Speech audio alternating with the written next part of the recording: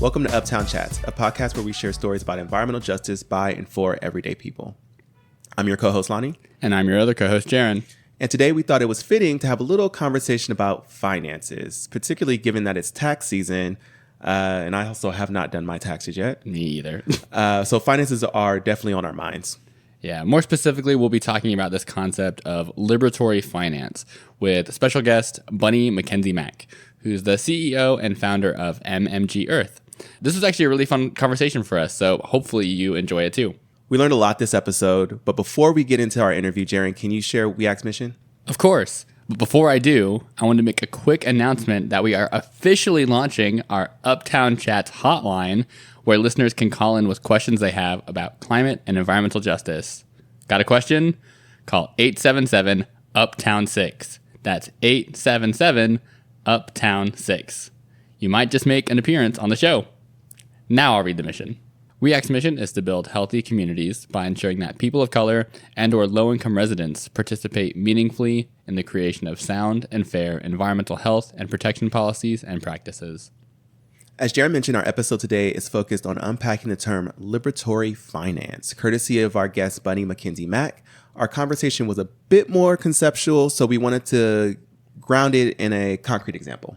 Yeah, so in a nutshell, our conversation is all about the idea of balancing individual needs with community needs, including finances, but also other things like health and well-being. One campaign that WEAC has been working on over the last couple of years that aligns with this concept is our work on the Community Land Act, which is a set of bills that give community land trusts, or CLTs, and other nonprofits tools to develop and preserve permanently affordable housing, community and commercial spaces, and other critical needs for the benefit of the community. We've talked about the Community Land Act and Community Land Trust on a previous podcast episode with Annie Carforo. That's episode 34 if you want to check that out. But basically, CLTs remove land from the speculative real estate market and place it under community governance. Essentially, community residents collectively steward the land to ensure permanent affordability of housing, expansion of green and open spaces, and anti-displacement protection. So what does that mean with the concept of liberatory finance? It means that residents participate in governance decisions, and it interrupts cycles of displacement and cultural erasure in neighborhoods, and it restructures ownership. It goes beyond just providing access. Yeah, so we definitely encourage you if you want to unpack that idea a little bit more to go back and listen to that episode, but hopefully just this little bit of background about what community land trusts are provides some context for how we can think about this concept of liberatory finance here in New York City. But we also encourage you to keep this example in mind while you listen to our conversation with Bunny. With that, let's go ahead and jump into our interview. Let's go.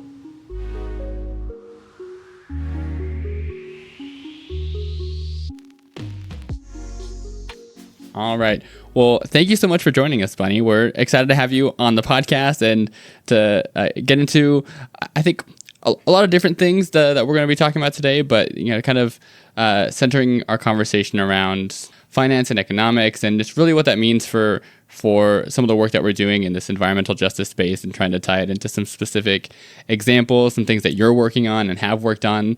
But before I get carried away and get to all the good stuff, I just want to give you a chance to briefly introduce yourself and just tell us a little bit about your background.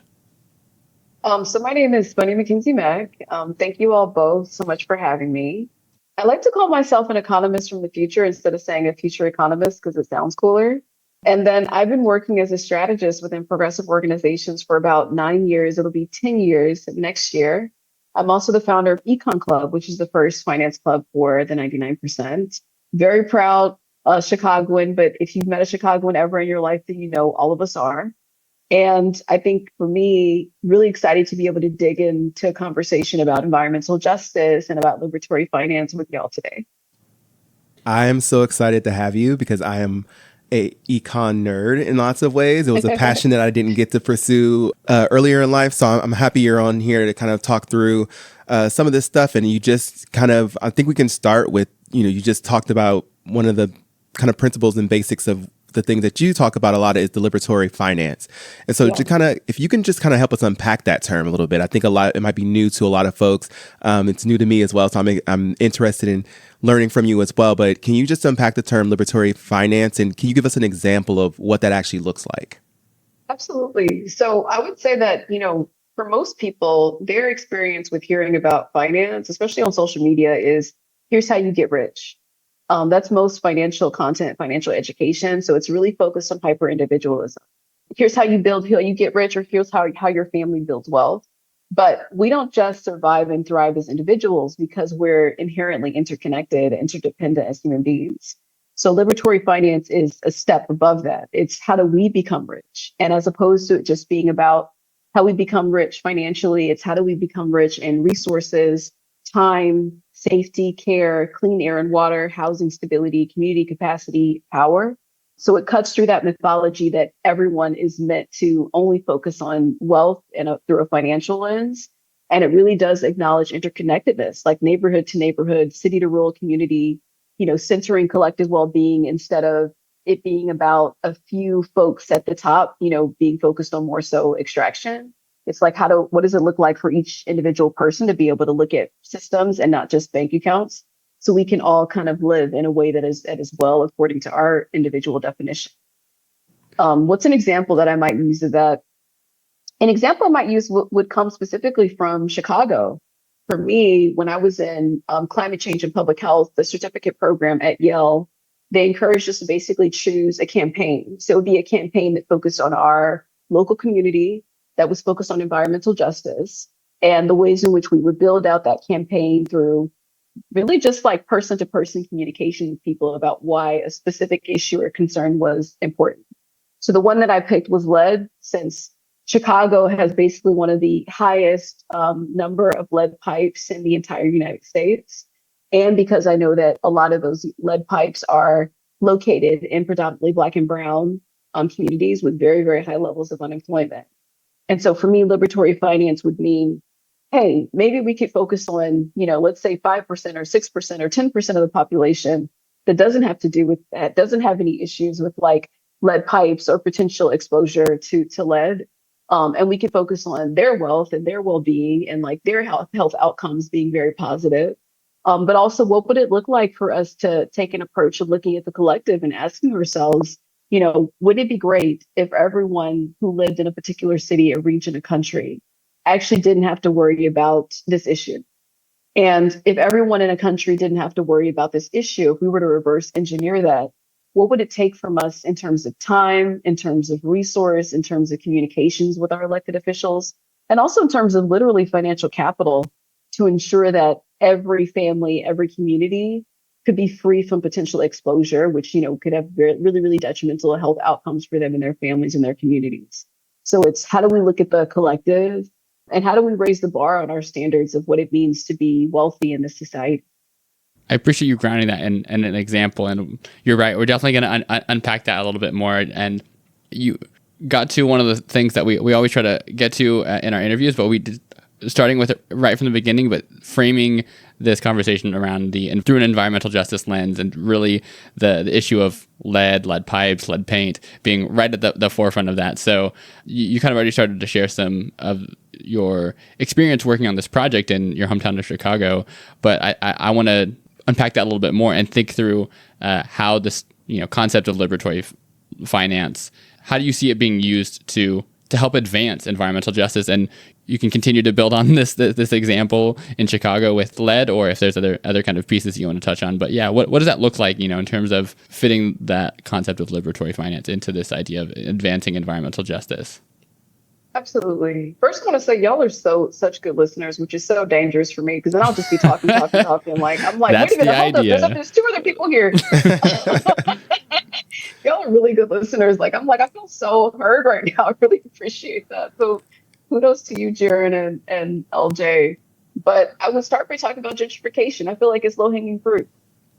Cities like New York City and Chicago were built and are continue to be powered by working class people, by blue collar workers. We know that climate change accelerates what's called climate gentrification. So it means when people who predominantly, especially Black and Brown folks, but also we could be talking about women, we could be talking about queer and trans people at a certain class level, especially who are living at or below the poverty line, who are living paycheck to paycheck, when they live in highly coveted neighborhoods, because the neighborhoods they live in are becoming more valuable. sense, those are neighborhoods that are more climate resilient, right? So when there's flooding, maybe those are neighborhoods that don't flood, or potentially if it's a community where that's surrounded by a region that is experiencing an increase in extreme heat days, maybe that's an area that doesn't experience as many extreme heat days. And so when we think about gentrification and the conversations we've had around that, I think another sort of like element to that that's really critical is that scientists tell us that climate gentrification is going to increase displacement over time. And typically, when we think about who's displaced first, people who don't have access to the resources to stay, right? Especially when the property values in a particular community are rising really quickly because they live in a neighborhood that like is on higher ground, or maybe is closer to like water or fresher streams of water, et cetera, et cetera. So for me, whenever I think about environmental justice, I think environmental justice is liberatory finance. Because even when we think about climate resilience, it requires money, it requires access to political power. It asks who gets access to cooling centers, who gets access to green infrastructure, who gets protected when there's flooding. And not just protected in terms of living in an area that floods, but I mean protected from an insurance perspective, where they actually have the funding that they need to be able to recover once a flood has happened. These are all financial questions.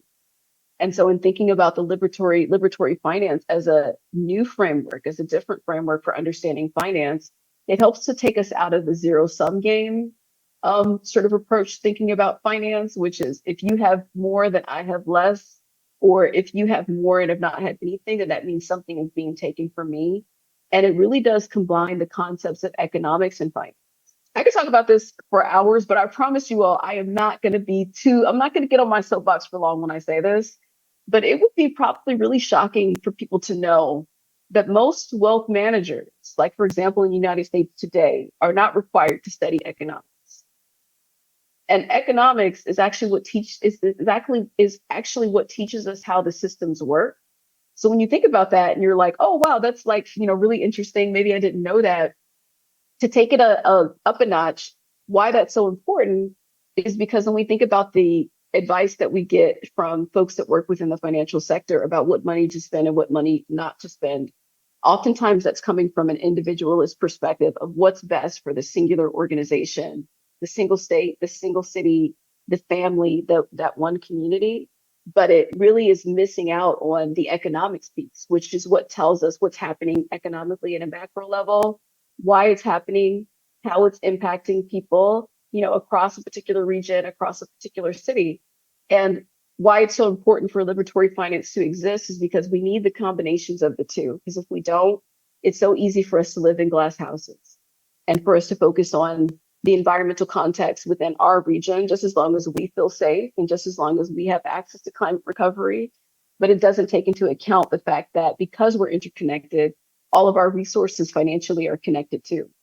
So if climate recovery is not funded federally for a particular state, a particular region, of course, that's going to create displacement. Displacement means that people are moving to other regions. Moving to other regions means that places where people are moving to need additional resources to be able to sustain those folks. And if they don't have the resources that they need, then it puts people in a very precarious place, not just financially, but interpersonally and generationally. So this is why I love talking about this topic. If you all can't tell, well, I'm so passionate about it because I'm a systems thinker. This is the work that I've been doing in progressive organizations for 9 years. So I like to ask myself, how does everything connect together? How does it work together? Before I ask how we disrupt a system that's ineffective, I ask myself, but first, how does the system work so that when we create something new to go in its place, I can know that I'm not creating a duplicate, but I'm actually creating something different that helps to solve the problem that we're looking to solve for. Lonnie, if you don't mind a quick detour, I had this question that popped into my brain earlier, and I wanted to find the right opportunity. I love a detour. And I feel like it's more of just like a quick tangent. But anytime we talk about a concept or a term, I am a firm believer that every concept term has a history. Like, where does that term come from? What's the evolution? And how does that inform how we use it and understand it? So I'm kind of curious, just what you were just saying kind of made me prompted it to kind of come to the forefront, but thinking about how, economics and finance, from what you're saying, don't necessarily always live in the same spaces. Folks who are working in finance aren't always coming at it from an economics background. So I'm kind of curious, as someone who brought this term to our attention, it's new to me, if you maybe unpacked just what some of that background, what some of the history is of this concept of this term. Where does it come from? Is it rooted in economics? Is it rooted in finance, or has it kind of been created at that kind of nexus between the two more recently? I'm just kind of curious where this term liberatory finance comes from in relationship to those two, what's the word? Schools of thought. Absolutely. So I actually coined the term liberatory finance. And I coined it because there wasn't one. Okay. And I was like, you know what? I'm actually concerned about this because there's this major gap between these two frameworks that I think is also perpetuating wealth inequality, because it pushes people to think about resource in a way that's like very, very, very narrow, and is not as expansive as our entire economy is.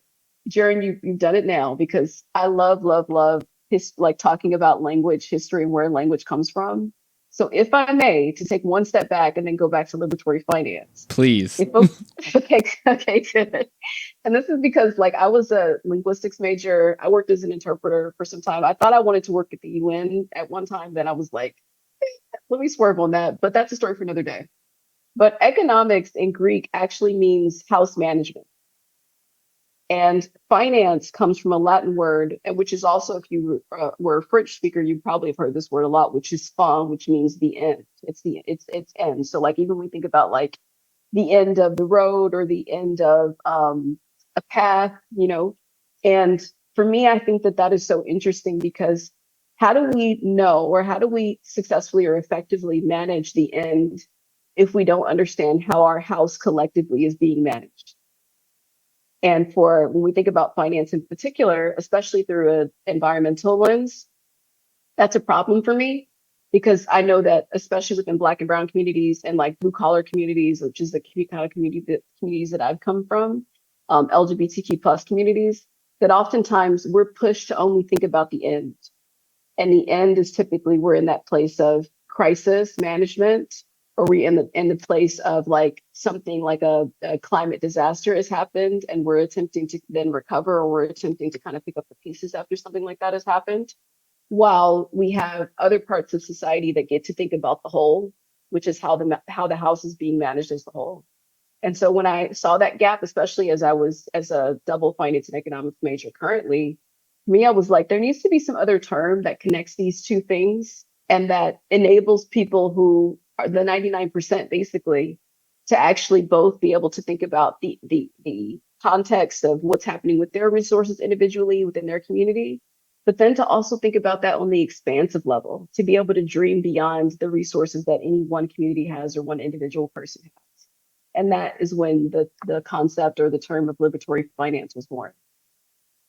Well, I'm glad I went right to the source. I was going to say, it's our first time we got someone originator of words and phrases and concepts. So I want to kind of take it back to, I like the conversation where you talk about gentrification. We often talk about that a lot more now in environmental justice and climate space, because when we clean up these neighborhoods, we make them greener, safer, healthier. What happens is they become more attractive. And when you're in cities like Chicago or New York, where there are a lot of renters, people don't really own their spaces necessarily, where they're subject to rent hikes and things like that, become no longer affordable to live in a neighborhood because you made your community better, healthier, safer, especially if you've been a part of that as a collective to do that work. And now you're asked to leave or be pushed into a neighborhood that is, again, probably an environmental justice neighborhood, probably doesn't have the resources anymore, probably has all of these same issues that you tried to correct or fix in your previous community. And so you kind of keep pushed into more hazardous neighborhoods, more unhealthy spaces as you go on. And so we do think a lot about that at We Act in terms of now is like when we think about policy, when we think about budget, is how are we thinking about how are we keeping the people where they are? Which is very difficult sometimes in larger cities where, you have a lot of people who are renting and they don't really necessarily own their space. And so how are we thinking the intersectionality of homes and where people live and their environment, but making sure they can stay where they are as we work through these issues that we do need to address. And so I just wanted to take a second to get that angle too, because I just think it fits so well with environmental justice work, and when we talk about liberatory finance, talking about the collective and not just the individual, right? We're not just one person living in a neighborhood where we can isolate everything else. It's like, well, you can say, I don't have lead in my apartment or my home, but your neighbor might have lead in your apartment or home, and somebody else doesn't. That creates problems for children in schools and then our education system. Like, so it becomes this really large effect that I think sometimes we don't often think about, especially a lot of decision makers and legislators. So I think it's really important to kind of have these more nuanced conversations, that everything can't be as siloed as we may want them to be in the policy world. So when we're talking about housing, we should be talking about the whole of housing, whether it be affordability, whether it be the environmental health hazards that might be in someone's home, et cetera. And so I think that kind of, sort of in a roundabout way, leads to kind of like my next question in terms of when we're thinking about having a lot of these political conversations and thinking about budget and finance and everything. And right now the hot term is affordability. And thinking about housing affordability, energy affordability, food is not as affordable. And so how does the concept of liberatory finance kind of address affordability? So there's elasticity of demand. So how flexible demand is. So we think about housing, water, and energy, which have low elasticity. That means people can't just say, no, I do not want housing. No, I don't need water. No, I don't need energy. Of course, people can opt out of housing, but in terms of what we need, we typically need shelter as human beings. We need water. We need to be able to be adequately hydrated. And then we also need access to energy in order to be able to run things in our home or to be able to access the internet and more beyond that. So when what is essential becomes unaffordable, right, it's not an individual failure. It's a systemic failure. And even when we think about costs, essential services become more expensive when they don't improve in quality. And I can provide so many examples of that. Even if we were to just say like one word, healthcare, I could probably just drop the mic and be done with that. But when what we need essentially is not of quality, then it becomes more and more expensive because it doesn't actually accomplish what it needs to for us to be well. So and basically what that means is that it increases value for everyone else, because then the cost to be able to access it or the quality of it is not being accessed by everyone. So then people don't have access to their basic essentials, which means that it creates an additional sort of financial and social and like structural weight on society as a whole, which is why it makes it more expensive. And then we have what are called externalities. So just think about that as like, a variable in an equation, like what is X or what is Y? So that's like hidden costs that are pushed onto communities because of heat exposure, flooding, pollution, because of folks developing asthma that's related to like their exposure to pollution. And then also we think about lead poisoning, which I already mentioned.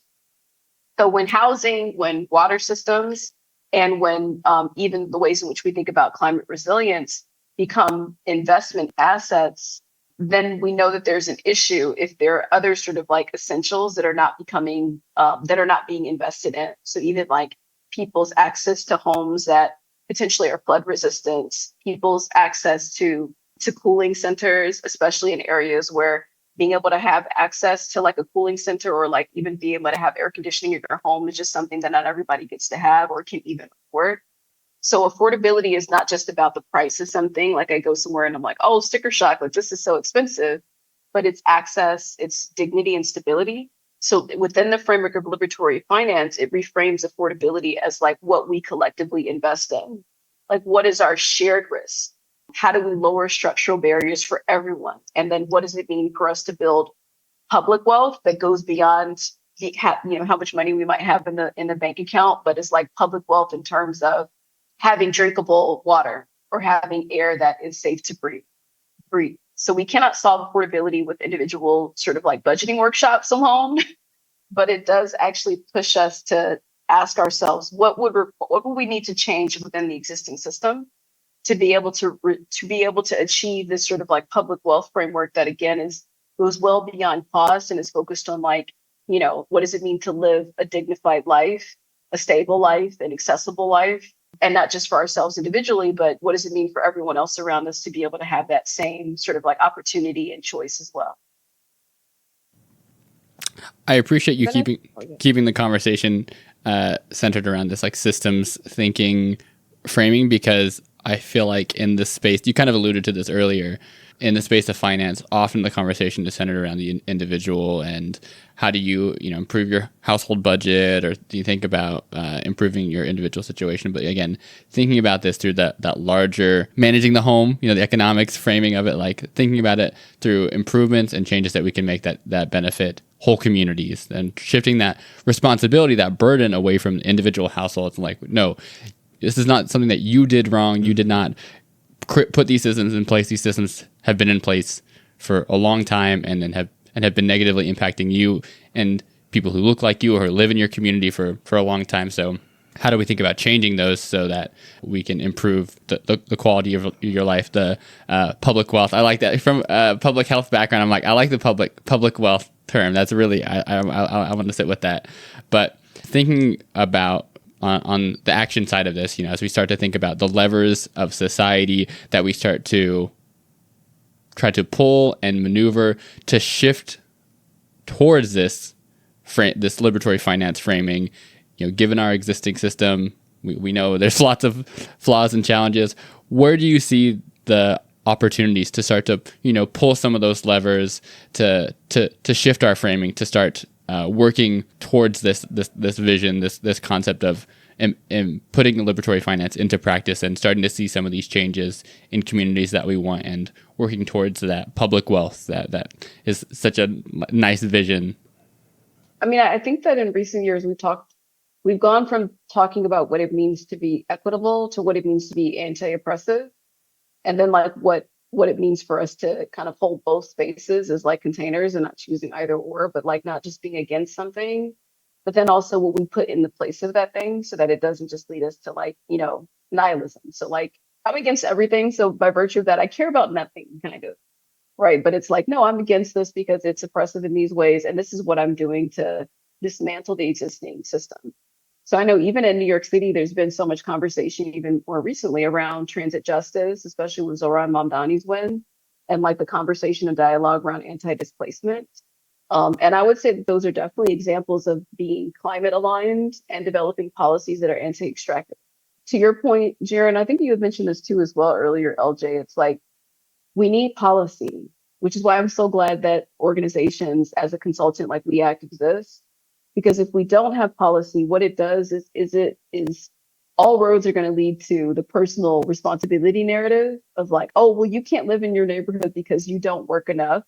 And because you don't work enough, then you need to live somewhere else that you can afford, instead of it being, we've developed a local economy that is not employing people at the annual salaries that they would need to be paid to afford to live in the city that they were born in. And the only way that that's going to change is if we're enacting policy that protects those people, that protects our community members. If there's not a policy, if there's not sort of like a law in place, then we're going to continue on this conveyor belt that's taking us in the direction of like extractive development, and that's taking us in the direction of environmental injustice.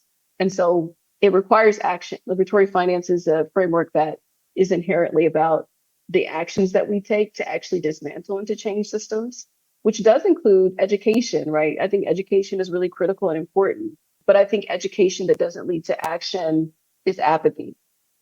And when we think about our society as a whole, especially with all that we've been faced with over the past 10 years, even over the past, 5 months, even over the past 24 hours. But I think that, when we think about that, it's like, okay, we're on a conveyor belt and it is moving forward, which is also a very common framework that's used within the racial justice movement when teaching about anti-racism work. It's going to continue moving. It's going to continue operating. The only way that we don't go in the direction of where that belt is going to, that sort of like moving sidewalk, is if we decide to position ourselves in the opposite direction, which means we actively have to be moving in the opposite direction. But if we stay still, then we're just going to be taken in the direction of what is extractive and what is environmentally unjust. Well, on that note, I want to give you a chance again, if there's anything else that you wanted to share or to mention, but also just to give you a chance to let folks know where they can find you out in this world and to learn more about the work that you're doing and get plugged into all the great things that you're doing. Definitely. So you can find Econ Club on Patreon at patreon.com/Econ Club. And then you can also find Econ Club on Substack at econclub.substack.com. If you're looking for me, which is basically where I house all of my things in one place, you can typically find me on Instagram at McKensie Mack, which is McKensiemack. Perfect. And we'll make sure to include all those links and whatnot in the show notes for folks who want to follow those. But thank you again. I feel like this was such a fun conversation and informative, all the things, everything I hope to. Lonnie and I say this all the time. We do this podcast selfishly because we want to just have these conversations and learn more, and this gives us an avenue to do that. So we're grateful that people get to benefit from these conversations and hear this as well. So thank you again.